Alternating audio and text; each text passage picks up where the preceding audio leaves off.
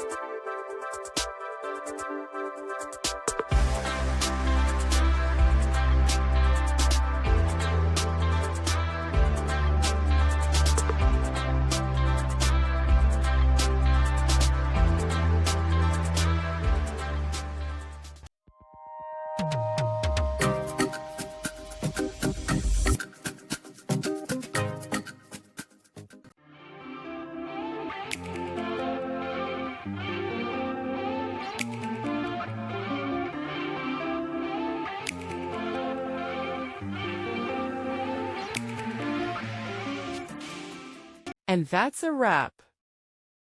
I hope you found the answer you were looking for. If you did, take a second to hit that subscribe button. It really helps out. And let me know in the comments which solution worked best for you. See you next time in the debug zone.